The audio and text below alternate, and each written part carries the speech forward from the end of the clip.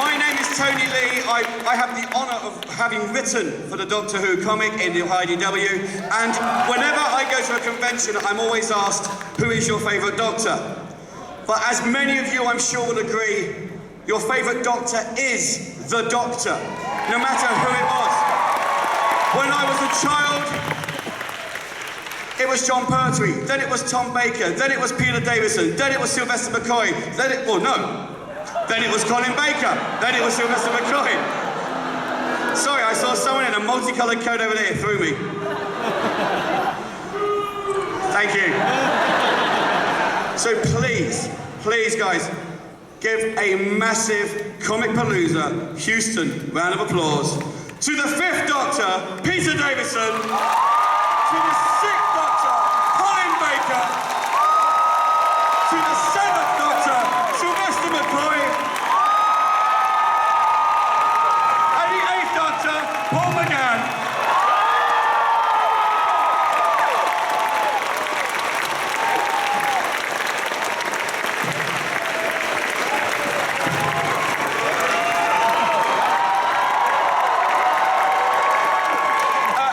Just so you know, this is Colin Baker.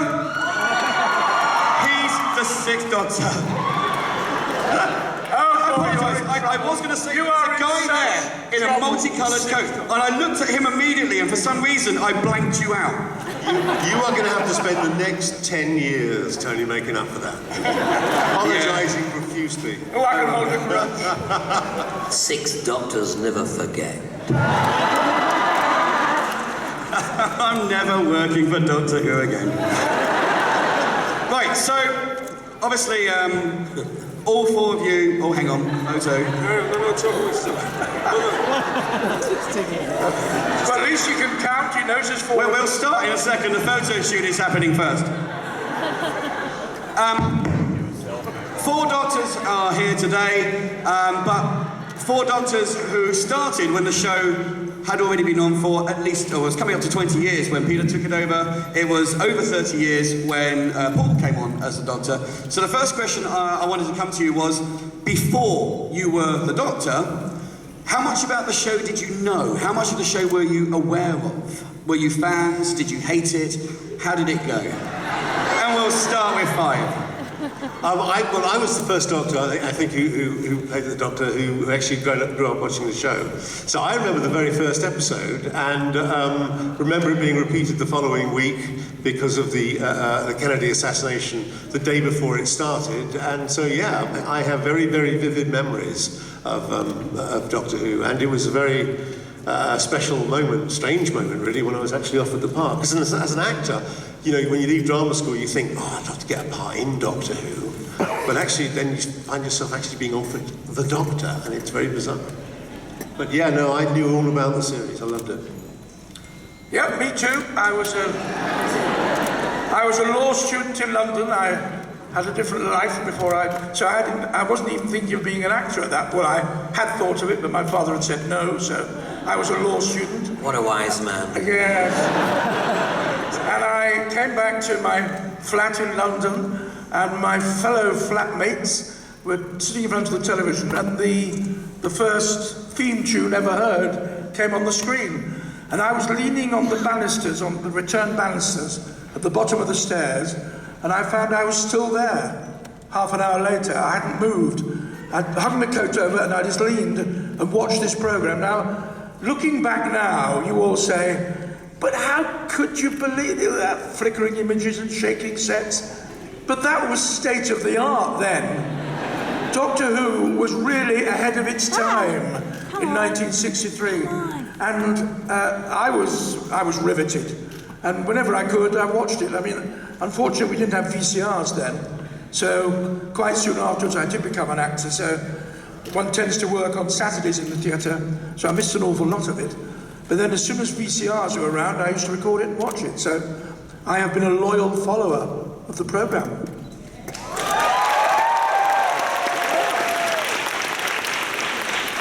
I lived in abject poverty in London. In a shoebox on the M6? Yes. We didn't have a television. But a friend down the stairs did, and we used to meet Saturdays because we did the football pools, and we'd wait for the results, and suddenly this programme came on afterwards, called Doctor Who, Patrick Troughton. He was my first Doctor, and I became addicted to it then, and watched it until about halfway through Tom Baker, and then I became an actor, and lost touch with it, as did Colin here, because of no means of recording. So when I came to do it, I'd forgotten all about it, really, and so didn't know much about it when I did it. So there. Were you in The Hobbit? Did you not know that? I thought you'd grown that beard so you could get into The Hobbit. Bitch. That's a bad Who bitching? It's awkward. I think I've worked out why they've not been allowed on stage together in America for 25 years. It's like repelling magnets.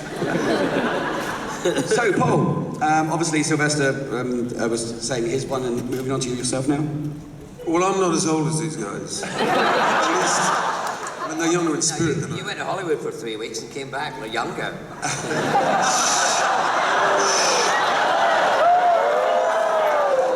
For cash, too. It was for cash. Anyway, moving swiftly on. I watched it as a kid in the 60s when these guys were all old law students and that. I was transfixed. We had what, 3 channels? There were 3 channels in those days. So we all became fans, and it was on at the time when we came home from school. So yeah, you know, we were hooked. But then it disappeared. Yeah, I killed it off. He killed it off.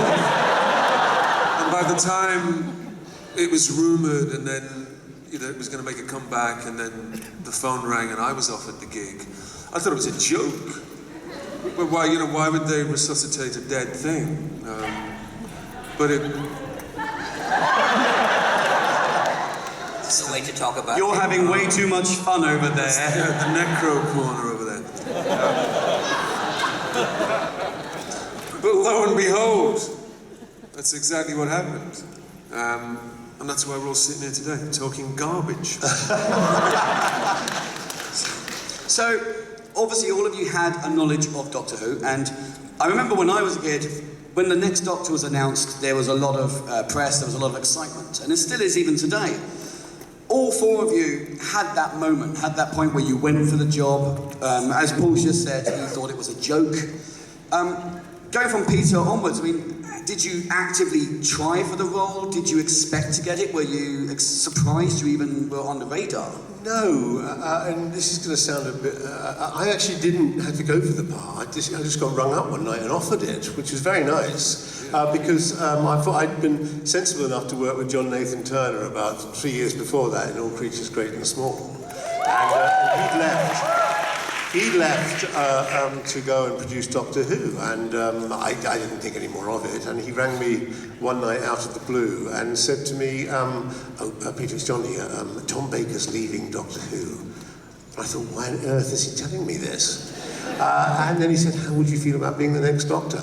And I think I went into a kind of shock, because I just couldn't really relate to the idea of me being the Doctor at all. Oddly, now, with the series, since the series came back, I seem less out of place than I did at the time. But, you know, I grew up on older Doctors, so the idea of me playing the Doctor seemed a bit odd. And he actually had to offer to take me out for lunch before I realised he was serious. Because on the BBC budget, you know, that's a big expense.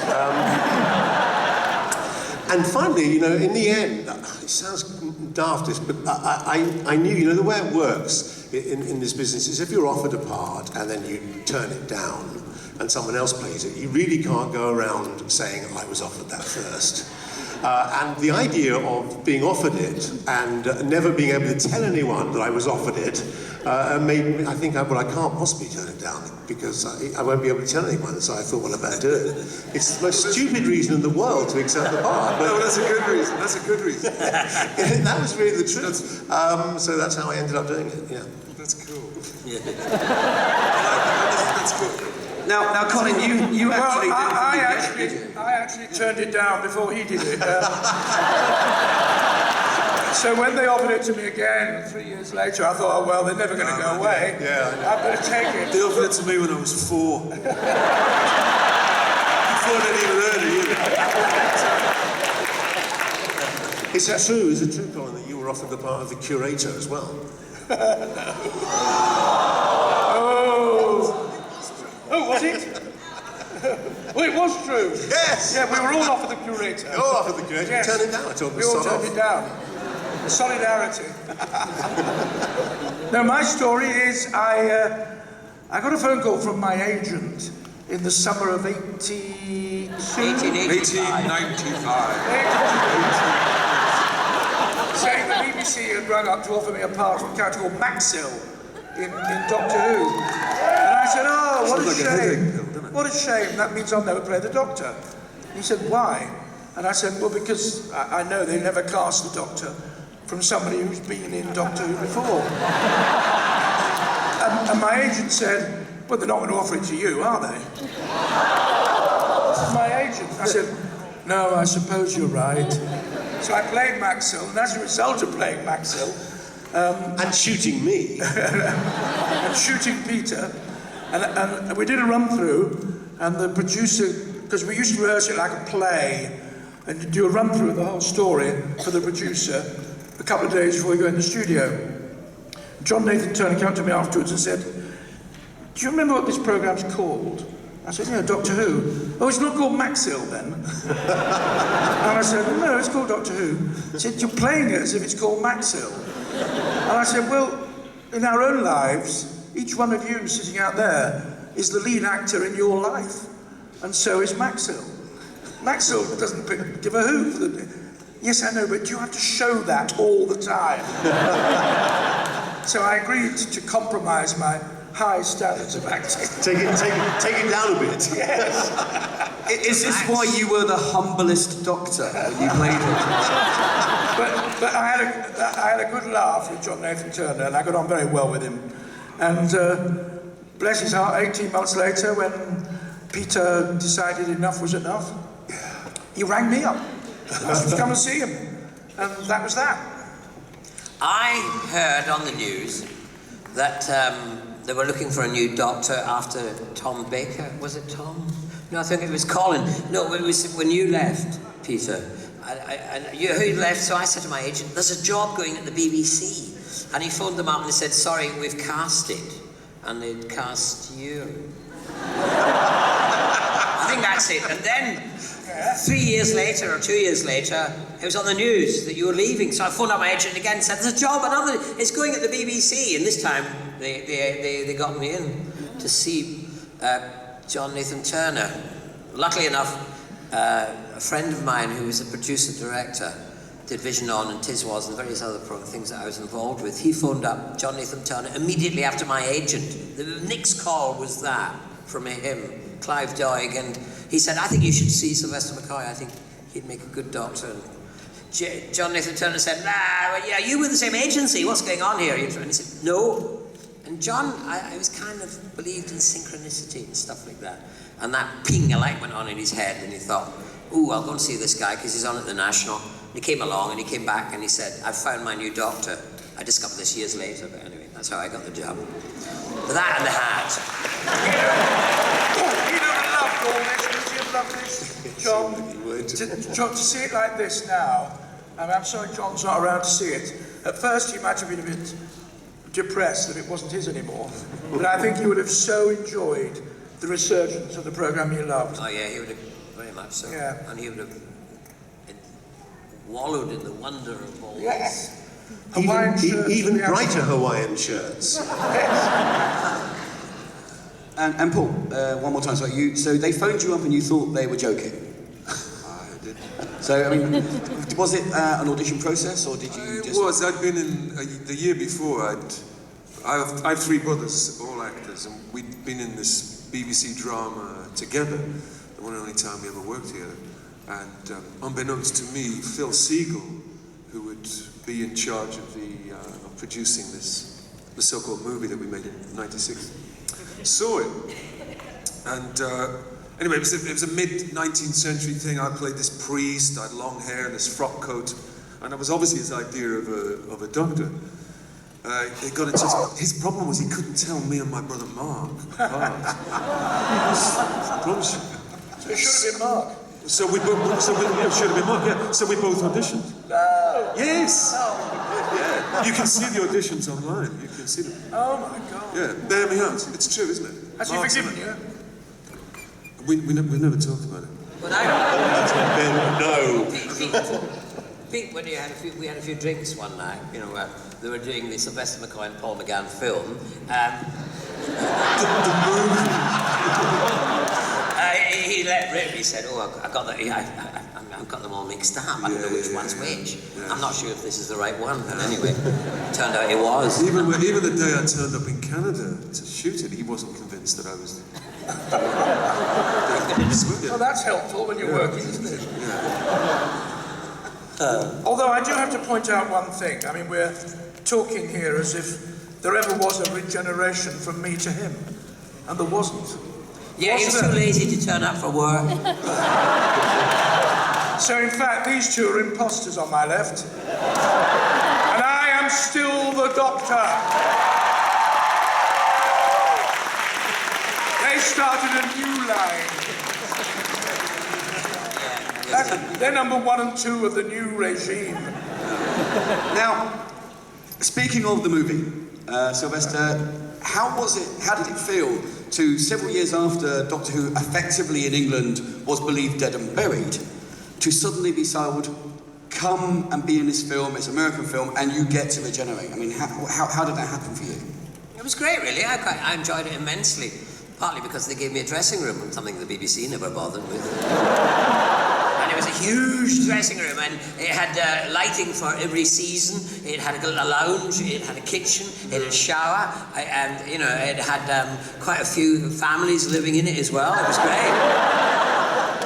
And you know, I just wallowed in the delight of it all. And I thought I was only going to be there just for the opening credits, but I managed to hang on for 20 minutes, and then you know, some new guy took over. We stayed in a hotel and there was the X-Files. Oh yeah, well, it was really crazy. Cool. Yeah, and they were at the height of their fame, and we were just hanging out there trying to be cool. And they were trying they kept trying to get rid of us. Didn't they? We were cramping their style. No, it was great fun.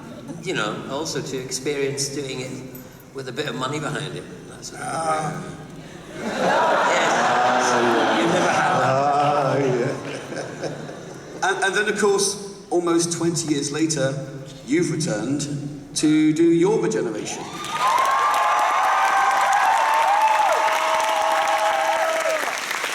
That's a late yeah. How did that come about? What, did Stephen, well, no, obviously how regeneration happens, but I wasn't too sure if Stephen had contacted you. Are we on the same page?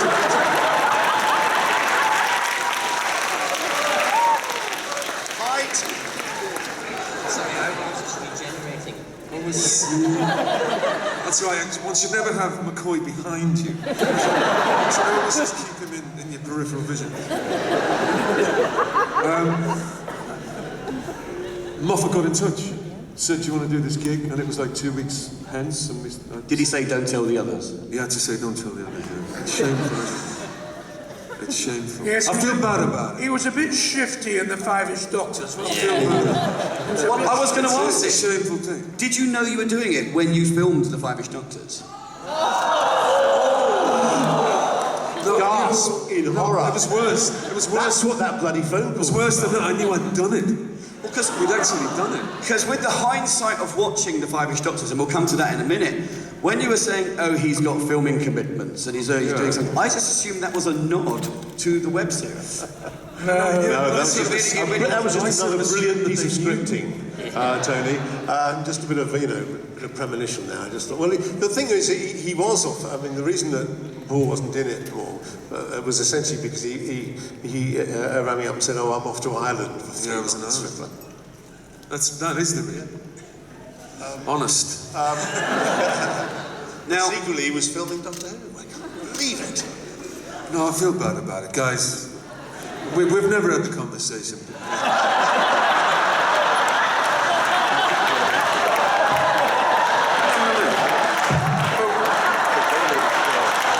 We're doctors, not diplomats. Traitor!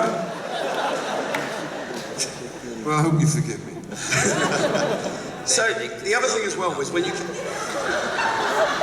Go in peace, my son. Or if you're in Glasgow, and say, go in pieces, my son. But when you came back for that episode, the Doctor wasn't the same. You didn't have that wonderful wig that I'm sure you loved wearing back then. You didn't have that lovely, was it the Wild Bill Hickok suit, or was it an Oscar Wilde? Because there's always a variation, people are not too sure which one it was. It was like a love child of Hickok and Wilde. Because you were one of the only ones that I think I know that publicly changed their costume at a convention. Is that right? You had the blue jacket. Yeah, so I wonder that was out of something... desperation, you know, because all the photos I had were old ones. Ah, right. Simple as that. So I wondered whether, when you came back with the new look, it was kind of, you wanted a progression of that, or was that just simply, you just looked at the Wild Bill Hickok costume and said, God, no way. In a way, I wish I'd started, because, you know, to get permission to do such things is amazing. It took me weeks and weeks and weeks, you know, ringing people up at the BBC trying to... And in the end, you just fobbed off.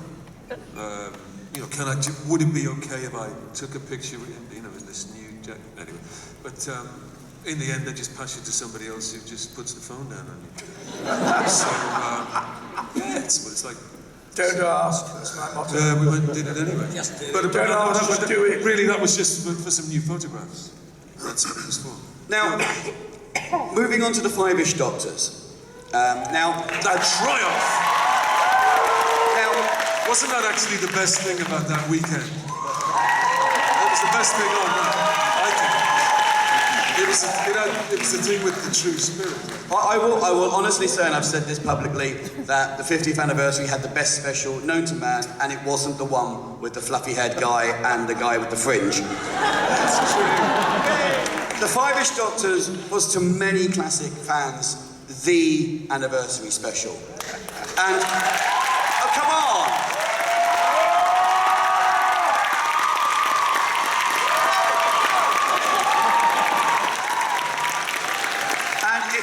If you are a Doctor Who fan and you haven't seen it, you are dead to all of us, just so you know. How did it come about? I mean, Peter, you were the instigator of this. How did it come about? Because all I saw was what I thought was the Fish Doctors. Oh yeah, well that Fish Doctor was quite late on, because we wanted to start tweeting something mysterious leading up to the release of it. Because there was sort of speculation, because I said this morning, but I'll say it again. It started off about 2 years before at a convention where I was asked if we were going to be in the 50th anniversary special, and I didn't think we were, and I foolishly said, well, if we're not going to be, I'm damn well going to make my own. And then, and I didn't suspect that anyone would record that, but funnily enough, a month later I did another convention, and someone said to me, question from the audience, oh, apparently you're making your own 50th anniversary special. So I realized I was going to have to come up with something, and I had this germ of an idea about me trying to get into the 50th anniversary special, sneak into it, and I realized it would be much better if the other classic Doctors were also in it. So I asked Colin, Sylvester and Paul, I cornered them when we were in New Zealand, I think, wasn't it? Australia, New Zealand. And they very kindly said yes. I suspect they were slightly unconvinced by it. And probably the most gratifying thing about the whole experience, because the script sort of grew and grew, and then, you know, because I wrote a little scene in with my sons in it, and then Colin said, oh, can I have a scene with my daughters in? So we wrote that as well, and then Sylvester said,